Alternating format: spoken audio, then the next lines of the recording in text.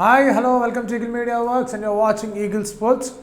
ముందుగా ఈ వీడియోకి వెళ్ళబోయే ముందు ఈగిల్ స్పోర్ట్స్ అని చెప్పేసి ఒక కొత్త ఛానల్ లాంచ్ చేయడం జరిగింది. ఆ లింక్ తాలూకు ఒక డిస్క్రిప్షన్ కామెంట్లో పిన్ చేసి ఉండడం జరిగింది, అలాగే డిస్క్రిప్షన్లో పెట్టడం జరిగింది.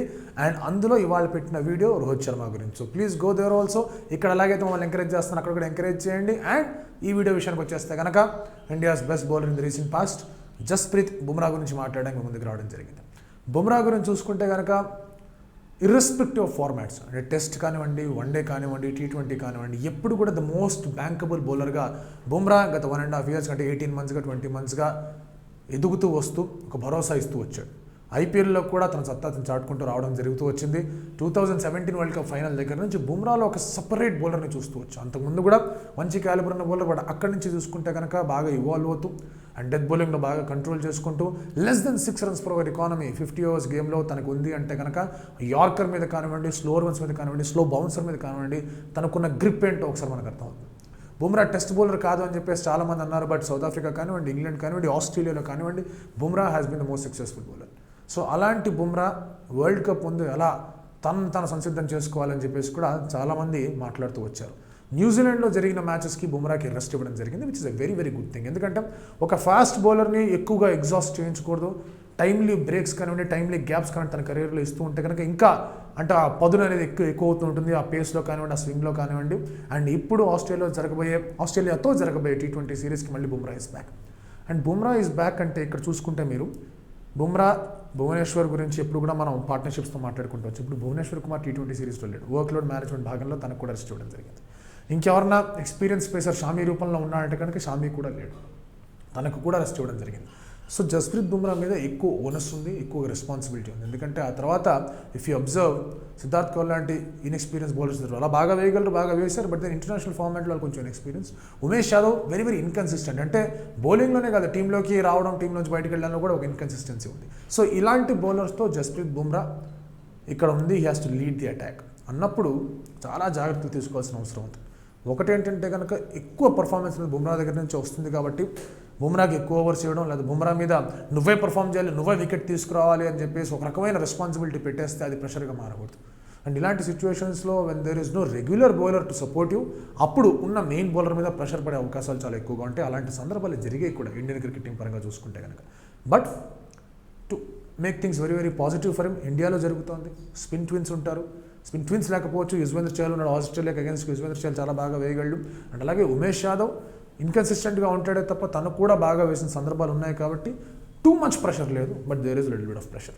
సో ఈ టోర్నమెంట్లో జస్ప్రీత్ బుమ్రా ఎలా ప్రిపేర్ అవ్వాలి? ఈ టోర్నమెంట్ని తీసుకుంటే కనుక Jasprit Bumrah should think about ఎలాగైతే తన యాక్సెస్ ఉందో, లైన్ అండ్ లెంత్కి ఎలాగైతే యాక్సెస్ ఉందో, పేస్కి ఎలాగైతే యాక్సెస్ ఉందో, అది ఏమాత్రం చెదరకుండా చూసుకోవాల్సిన బాధ్యత బుమ్రాకు ఉంది. If is able to hit 140, 150 కన్సిస్టెంట్గా 145, 150 అనేది T20స్లో కానివ్వండి, జరగబోయే వన్డే సిరీస్లో కానివ్వండి, తన ఆ పేస్ని ఎక్కడ కూడా తగ్గించుకోకుండా ఆడేట్టుగా చూసుకోవాలి. ఇంకోటి ఏంటంటే కనుక యార్కర్స్ కొన్నిసార్లు ఏమవుతుందంటే కనుక ఒక మేజర్ టోర్నమెంట్ ముందు ఆ మేజర్ టోర్నమెంట్ తాలూకు ఒక ఇమాజినేషన్ కానివ్వండి, దానికి ప్రిపేర్ అయ్యే విధానం కానివ్వండి, ఈ ముందు టోర్నమెంట్ మీద పడి పర్ఫార్మెన్స్ మీద ప్రెషర్ క్రియేట్ అయ్యి పర్ఫార్మెన్స్ లేకుండా కూడా ఉండే అవకాశాలు ఎక్కువగా ఉంటాయి. అలాంటివి జరిగాయి జవగల్ శ్రీనాథ్ లాంటి బౌలర్స్కి, అలాంటివి జరిగాయి క్రితంలో.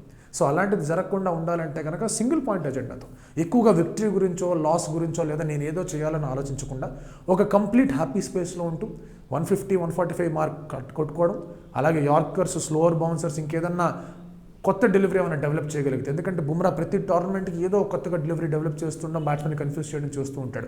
అలాంటిది ఏదన్నా ఇంకొకటి తన ఆర్సెనల్లో జాయిన్ చేసుకునే విధంగా ఏమైనా చేయగలిగితే కనుక చాలా బాగుంటుంది. అండ్ T20 మ్యాచెస్లో ఎంత మంచి బౌలర్కైనా కూడా కొన్నిసార్లు ఒక్కొక్క ఓవర్ అటు ఇటు అవుతూ ఉంటుంది. అలాంటప్పుడు ఎటువంటి ప్రాబ్లం లేకుండా కూడా తను జాగ్రత్తగా నార్మల్గా తను చేసుకున్న పని చేసుకుంటూ వెళ్ళిపోతే కనుక చాలా బాగుంటుంది. ఒక మూడ్లో ఉంటూ, అంటే ఒక పాజిటివ్ డైరెక్షన్లో ఉన్న వాడికి రెస్ట్ ఇస్తే కనుక కొన్నిసార్లు ఆ రెస్ట్ అనేది కొంచెం స్టిఫ్నెస్గా మారిపోవడమో, లేకపోతే మళ్ళీ అలాంటి పర్ఫార్మెన్స్ రెప్లికేట్ చేయడానికి కష్టం అవుతుంది, అలాంటివి జరుగుతూ ఉంటాయి. బట్ బుమ్రా విషయంలో అలా ఎప్పుడు జరగలేదు.